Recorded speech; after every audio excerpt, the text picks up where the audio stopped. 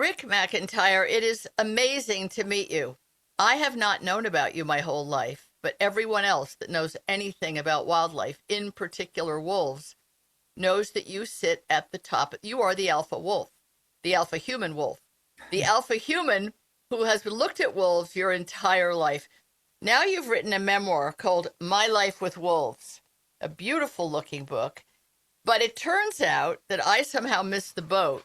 Everybody else in the world that cares about animals has read at least some of your dozen or more books about individual wolves whose lives you've chronicled throughout your life. So you are the man. There was someone who came on the show a few weeks ago called Oliver Starr, called the Wolf Guy, who's created a pack and he lives with the pack. I said, wow, you're like Jane Goodall. That's amazing. He says, no, I'm not. Rick McIntyre is. Rick is the real wolf man. Forget it. I'm in his shade. So I was very excited to learn about this memoir of yours, which is such a humble story, Rick. You tell the story of your life with such humility and such simplicity, and yet you became a world-renowned ethologist who learned more about wolves and taught the rest of us more about wolves than any other living human or dead human ever has.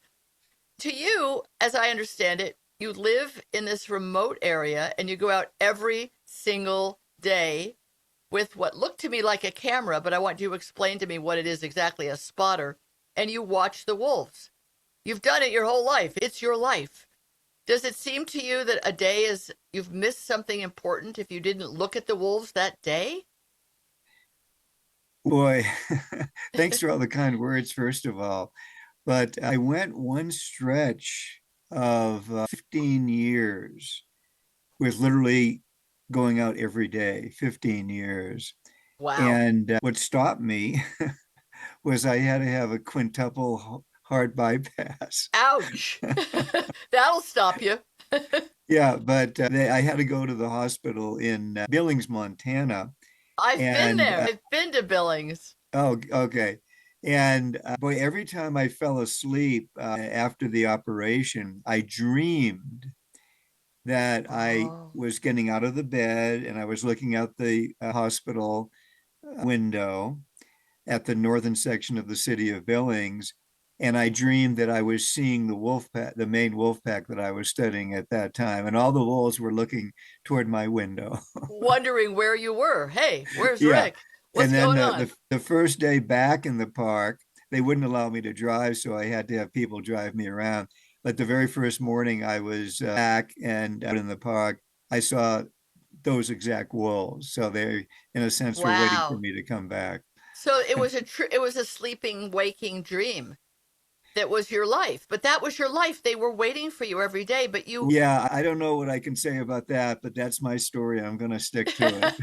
All right, so how close are you ever, or have you been in Sure. those 15 years and since then, Yeah, including now? yeah, How that's a close good do you get question. Yes. physically?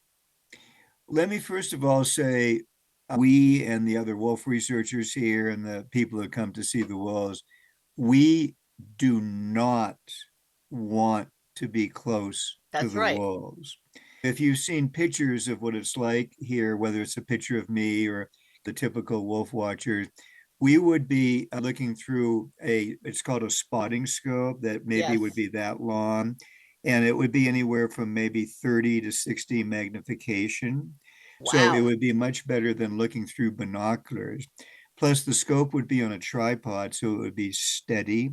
So, for Oh. example, this morning, I was watching the wolves at their den, the Junction Butte Pack, and I was maybe a mile, maybe three quarters of Oh a my mile away. goodness. And so, as I say, that's what we want. That's Now, right. to explain that a little bit further, where that wolf pack lives, if they started to trot away from the den to go on a hunt, if they went 5 miles to the north, they're out of Yellowstone National Park. And there is a very lengthy legal wolf hunting season in that area, trapping as well. Oof. So if our wolves got used to being near people, got used to seeing people approaching them, Right. and found that after a while to be acceptable, that they didn't really see any harm in that Yes. that could get them killed. And unfortunately, I can tell you a quick anecdote about exactly that situation. So in recent years, one of my favorite wolves was a very young female, 1479. The year that she was born, we don't know why, but she was the only survivor. And Mm-hmm. so we were just always rooting for her. She missed out on all the play sessions that pups would normally have with their siblings. However, many of the adults, I kind of think they realized that. And so they gave her a lot of special extra attention that maybe they wouldn't have if they just saw her playing with all the Right. other pups. So I'll just jump to when she grew up and was a young adult female. As far as we know, what happened was during the wolf hunting season, she heard the sound, it's called a bugle, that a bull elk will use to attract a female. And Okay. she went toward it, I guess maybe thinking this could be something that she could hunt. She was old enough now to be Right. a hunter. And what she didn't know was that was a wolf hunter that was blowing a device that imitates the sound of a wolf call. So she unknowingly went right to a guy who pointed a rifle at her, pulled the trigger, and killed her.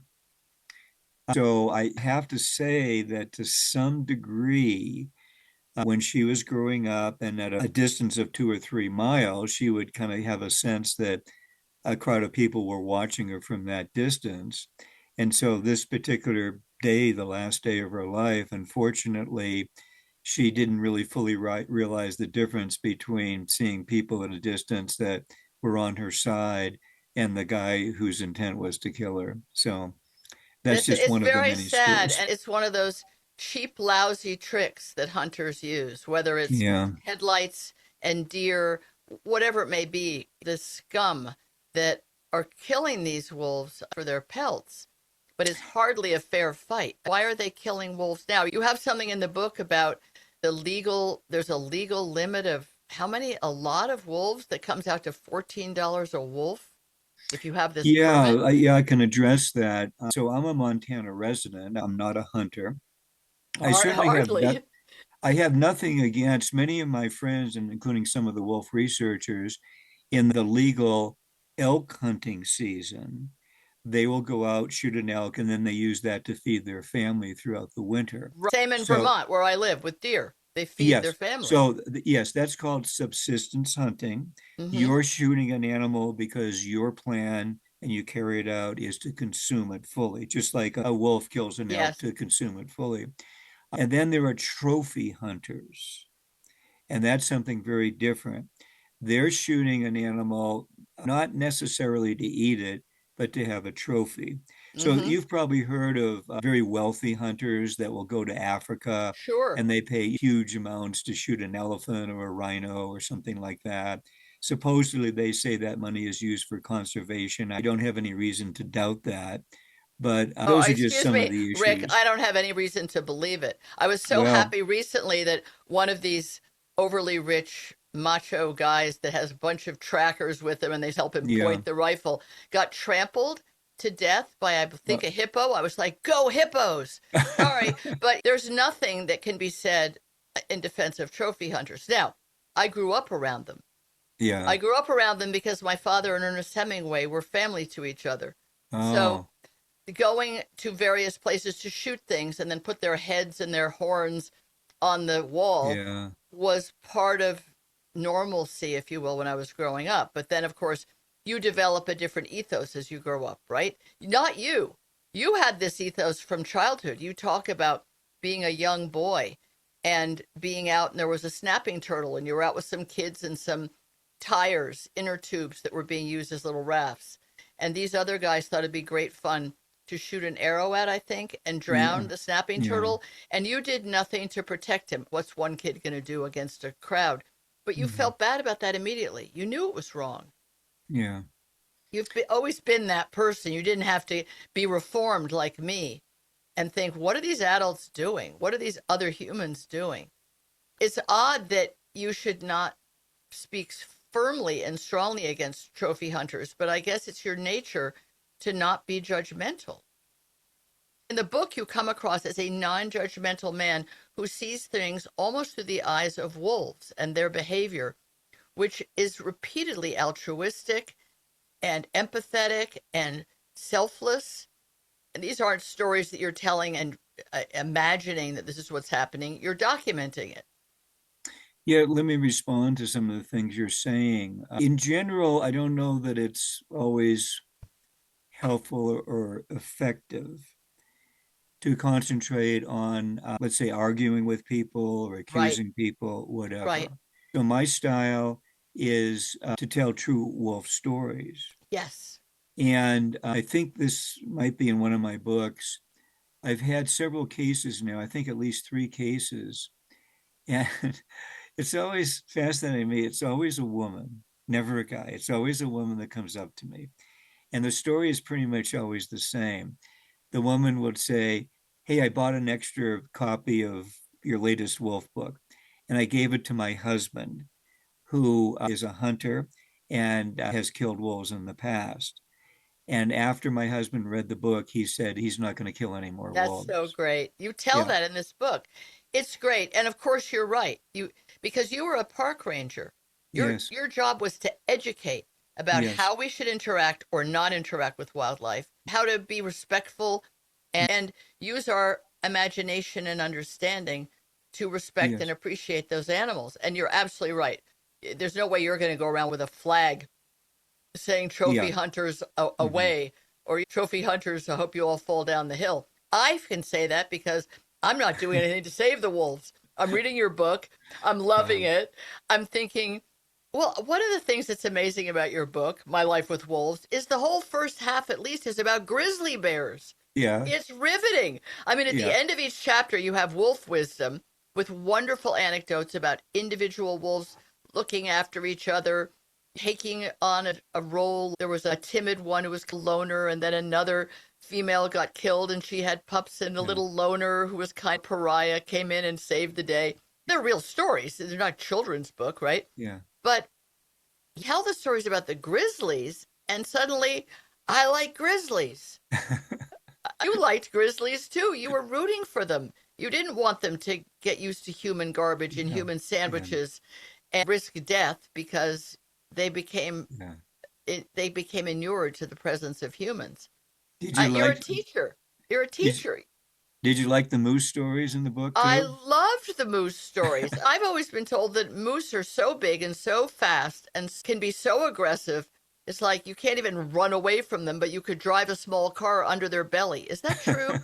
I've been told that since I moved to Vermont. It's like, be careful of the moose crossing. Your car will crack and the moose will be fine. Are they really that powerful?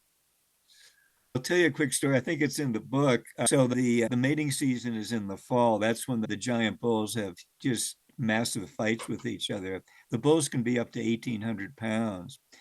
So I was in a forested area. That's where they normally live. And these two bulls were fighting over a harem of cows, the females. And they were pushing each other back and forth like sumo wrestlers. That's probably Okay. the Right. best way to think of it. And I'm thinking, boy, I'm glad I'm standing behind this 4-inch diameter tree because I'm perfectly safe. I don't have anything to worry about. And then a moment later, the bigger bull pushes the smaller bull backwards into a 4-inch diameter tree and it breaks in half. Oh my God. And you realize this is not the right moment to be standing there. Yeah, Did you yeah. just happen upon them or were you actually, let's say, tracking them? When I worked in Alaska at Denali National Park, I made friends with the moose researchers, and they allowed me to Oh, help nice. them out and get to watch what they were doing. When I was in Alaska, that was kind of my MO. I would befriend the researchers. There was another story, I think it's also in the book. Getting back to grizzly bears, back then, this was in the 1980s when they were just starting to experiment with the proper type of bear proof food container for Right. hikers, backpackers. Yes. So in Denali, it's mostly treeless. If you're in grizzly country where there's a few trees, you can hang your food up from a branch, but you can't do that in Denali. So they took, I guess it was maybe a 12-inch diameter pipe cut it so that it was maybe 18 inches from bottom to top, put a lid and a bottom to it, and a lock. So you could put in all your food there. You didn't have to hang it up anywhere because the material was just too strong for a bear to break through. So one day I was with the two grizzly bear researchers that had worked on inventing these boxes, and they had all this smelly food in it. And they saw a grizzly off in the distance. And somehow, when they told me this, I didn't really think it through too well. And so they handed me the box with all the smelly food, and they said, "Hey, take it over as close as you can to that bear and put it down, and then come back to us, and then we'll see what they do." And so for some reason I did it and got away with it. But yeah, I wasn't smart enough back then to say, I think you guys are the bear researchers. I'll have you do that. But Yeah, I well, I got mean, away with it. they took you for a sucker. Once they Yeah, I found guess out so. Yeah, years yeah. later nobody could pull that trick on you. Explain to me why you gave numbers to the wolves. You've written more than a dozen books, and each book is about a particular wolf or a pack, the rise of Wolf 8. Yeah. And I understand that you can't call him Charlie and the next guy Malcolm Mhm. because that's not what a researcher would do and it's too anthropomorphic. On the other hand, Jane Goodall gave names to her chimps, but I guess that's a different story. Why did you number them and why are the numbers all so disparate? Yeah, all those are good things to bring up. Thank you for raising them. First of all, only wolves that are radio collared have numbers. Ah, And now that I think we're in our 31st year of the reintroduction, we in the early years, almost every wolf was collared because there were only a few of them. And now we average about 100 or so at any given time, and maybe 30% have radio collars. So we'd like to have at least two collared wolves in each of usually we have 10 packs, 10 packs. okay. And so if a few wolves are collared in every pack, then that allows us to track their movements. So about once or twice a week, we have a plane that flies over the park. They have the receiver, and so they can tell where all of the 10 packs are. And then for myself, and when I work for the Wolf Project, and then for the current people, they have handheld radio tracking equipment. So let's just say if you joined us where the den is right now, if one of the researchers was there and you were standing by her. In fact, this happened this morning. A woman named Nikki came out and she had the antenna in her hand and she moved it back and forth. And then she told me which colored wolves are there. Now, at a distance, when we use our spotting scopes, that greatly magnifies what we can see. And so, generally speaking, we can actually literally see the collar on the Right. wolf. And then to help us, it's helpful in terms of identifying individuals. Some wolf collars have a white box on the top, and that's a GPS unit, which Okay. transmits a special signal to a satellite. Wow. And then we can download that information. So let's just say over the lifetime of that wolf, we'll have a series of dots that represent where that wolf has traveled over its lifetime. And if I haven't said it, the typical average wolf pack territory in Yellowstone is about 300 square miles. It's really And an enormous yes, piece, and they need enormous. that much territory to feed their family. So the vast majority of wolf hunts are total failures. They'll try to chase an elk herd, and every one of the 300 elk are faster than every one of the wolves. Mm-hmm. Or they try to go after a bison. An adult cow bison is 1,000 pounds, a bull is 2,000 pounds, Wow. an average wolf is 100 pounds. So you need a lot of fellow wolves if you're going to be a bison hunter. And it's a very dangerous occupation. You may recall that I write quite a bit about Wolf 907, an alpha female. And I Yes. think there's a section in the book about how she and her mate were trying to go after a cow bison. And because 907 was very old, she was 11 and a half, she had really slowed down and she couldn't get out of the way when she approached the cow bison from the background. The bison kicked out with both hind feet and got the wolf just straight in the chest so hard that she just flew through the air and crashed. But boy, to her great credit, that wolf just jumped up. She went right back after that 1,000-pound animal, and then she got kicked right in the face. And she survived all that. So they're very tough animals. They have a very tough life. The only way they can feed their family is fighting to the death with animals that are way bigger and stronger than they are. It's very impressive. It is impressive, and you have taken a lot of life lessons from it, from what these wolves have taught you in many different ways about being brave and about being kind and about being, I don't know, altruistic even. It's very touching because it's so genuine. It's not you imagining, oh, this might be what they're doing. You see what they're doing. You see a young cub dragging back a really heavy leg of prey to feed an injured older brother who stayed Yes. back at the den. I Yes, mean, that's you right. saw Yeah. that. And that little youngster could have stayed by himself and munched on the leg and filled his Yes. belly.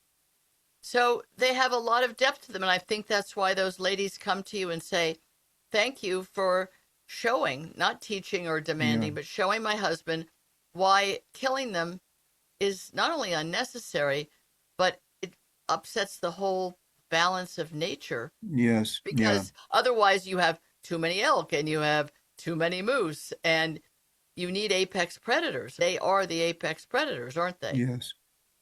Yeah. If I can add a little bit to what you said, our most famous wolf, and I have a whole book about him, Wolf 21. That book is called The Reign of Wolf 21. He was the undisputed heavyweight champion of Yellowstone. He was 120 pounds of solid muscle. He was like the Arnold Schwarzenegger of wolves, a very tough wolf. But at the same time, he was one of the most gentle wolves we've ever had. And in the book about him, I write about how he would play with his little sons and daughters who were maybe 10, 15, 20 pounds, something like that. And his favorite thing was he would pretend to be afraid of them. Yes. And he would run off with a tucked tail and they would chase him.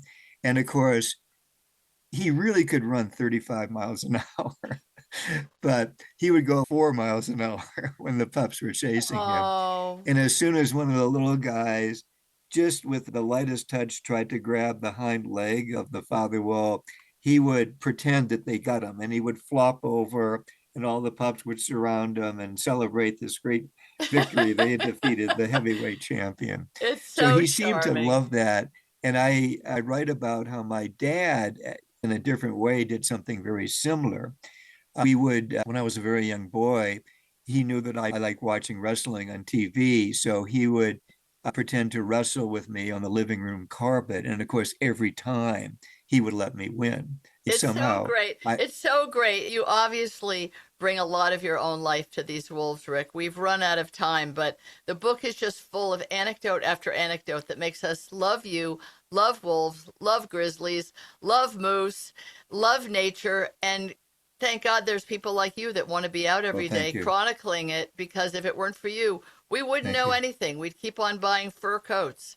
So thank you. Thank you for this beautiful book, My Life with Wolves by Rick McIntyre, How I Became the Storyteller for the Yellowstone Packs. And that you I, are, sir. We've can I out of, just add, can I add just one quick thing? yeah, That's very important. okay. So I want all your listeners and your followers to know that one of the reasons we say the wolves have such an advanced society is that it's matriarchal. Oh, I like that. Yeah. Thank you, Rick. Yeah. Matriarchal. So Go women. it used to be that almost all wolf researchers were men, and you know how often men misunderstand things, right? You've Well, heard of that. they misunderstand women. Yeah. Rick, So, we've run out of time, so we're okay. just going to leave it with the matriarchal society is a Okay. good one. And even though there is violence, there's also peacemaking. Thank you Great. so much for writing this book and for a life well lived. Thank you very much. Okay. You're welcome. It was fun. It was. Take care.